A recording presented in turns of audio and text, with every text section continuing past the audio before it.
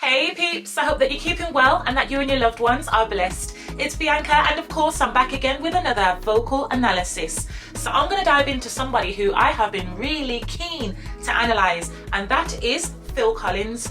Now peeps, if you don't know who Phil Collins is, where have you been? I don't know, because he is basically a musical legend.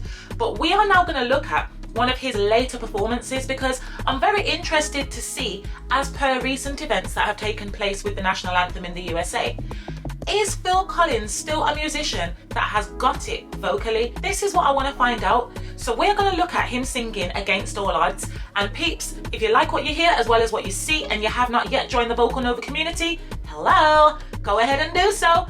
And definitely let me know in the comments how you find Phil Collins' voice, his legacy. Perhaps you can share something that I didn't know, or maybe the rest of the VNA squad were not privy to. But without further ado, you ready to get into the video? Okay, let's go.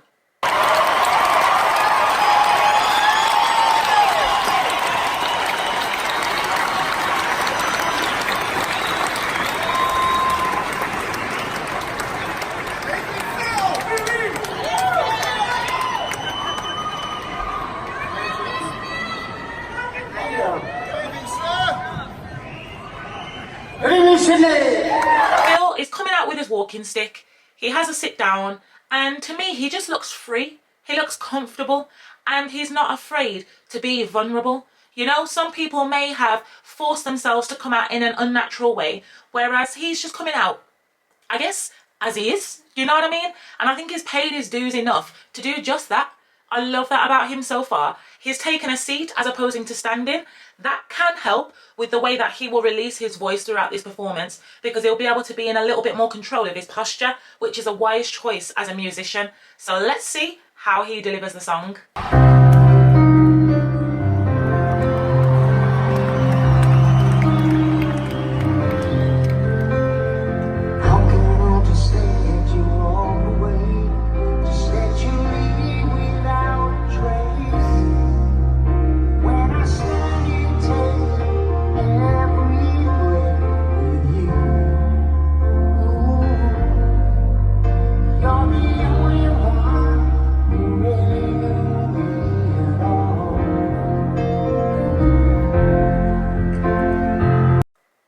I can't go further without acknowledging the absolute beauty that lies within the actual chord progression in this song. Musically, to me, this is one of the most beautiful piano accompaniments in a song that you will ever hear. Each chord interweaves with each lyrical moment and melodic line so well. I think it's just beautiful. Every time I hear it, it's very hard to not get emotional whenever you hear those chords. There's just something about it where you feel like it's you that's experiencing that moment of heartbreak and loss. Notwithstanding, I notice here that, so I believe the song originally is in D flat major, but he's transposed it to B flat major. And I think the beauty of that is, again, he has an awareness of where he is and where he was, but not in a negative way. I don't mean that in a negative way at all. I'm just saying that he has been strategic in the way that he's transposed that song to allow himself to have more freedom and to have more comfortability when delivering the song, whilst also maintaining a good standard. So far, his vocal tone is warm. The dynamics are sitting around, I would say, mezzo forte, moderately loud, to sometimes going towards a mezzo piano atmosphere. You know, it's definitely warm and vulnerable again though. It's very delicate and personal, and I love the way the phrases are slightly unconventional in comparison to the original. So yeah, let's carry on. How can you just walk away from me when all I know is what you need? 'Cause we share laughter and pain, and we share the tears. You're the only one who really knew me at all. I'm also really enjoying the way that his vowels have such a sweet ping to them. You know, his tone is probably one of the loveliest clear tones that we still have. It is crystal clear, and every time you hear is only one. Every time he does his E's and his R vowel shapes, they're very pingy, and I think that's great. You get such lovely, clear, dominant sounds within his overtones, which also have slight glisten to them as well. I think that keeps the magic involved. So take that now, 'cause there's just an empty space, and there's nothing left here to remind me, just a memory of a place. Just take that now, 'cause there's just an empty space, and you're coming back to me against all odds. It's a chance I've got to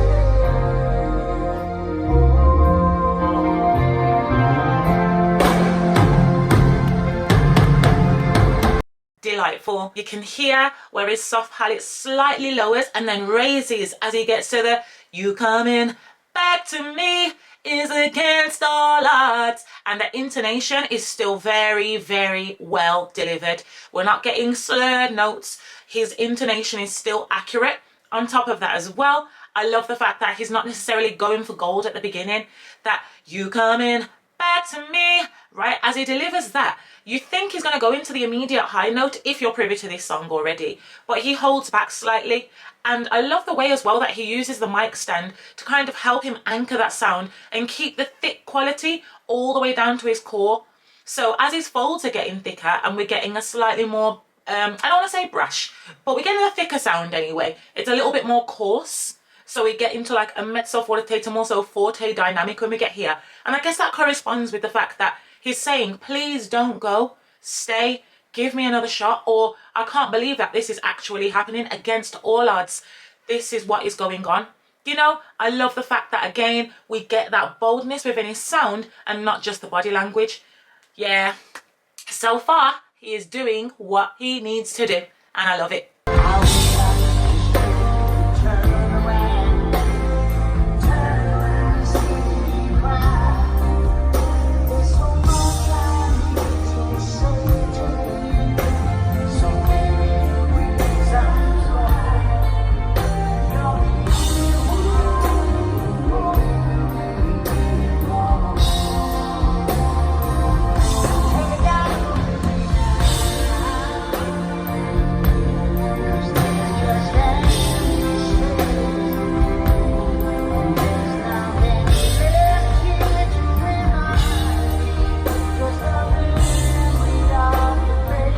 You know what I absolutely love? The fact that we've got majority original band, those who have helped to bring about his sound to the forefront over all these years. You know, he has developed, nurtured and built that sound from, I don't want to say from nothing, because he's been a goat from Genesis, but yeah, it's just the reality of those who are still standing with him and still allowing him to do an excellent job. And I guess that also saves him not having to worry, because he has people that he trusts to put forward such an iconic song and to create such an iconic moment.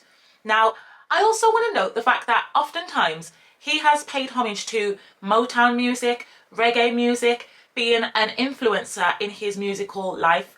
And I like the way that he does "take a look at me now." He doesn't "take a look at me now." He doesn't always give it an English style, but oftentimes he'll add like a nice Caribbean lick to it. Take a look, take a look. Go and go take a look now.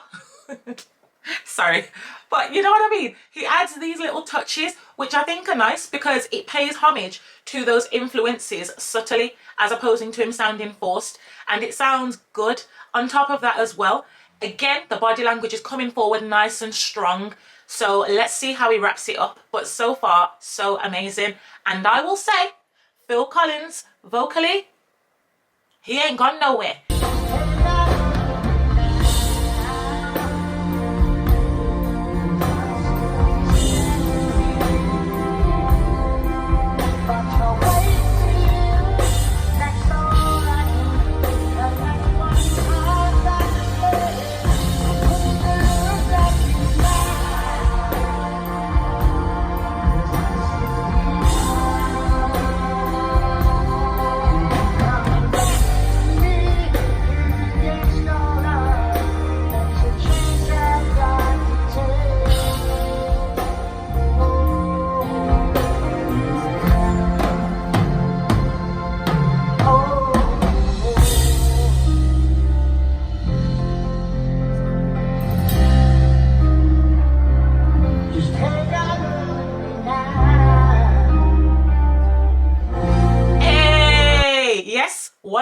also going to note is the fact that if you know Phil, he is a drummer first, and all the way through you can see his leg just maintaining the pulse, maintaining the beat, you know what I mean? And the fact that many a times he would drum and sing very well, mind you, at the same time.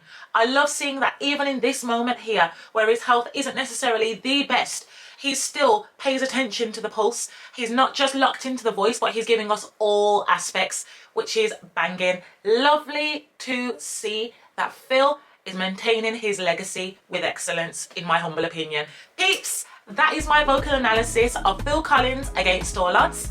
And yes, as I mentioned earlier, please subscribe if you haven't done so, because I will definitely be back with many more videos, and you can also check out the previous ones as well. Let me know your thoughts there.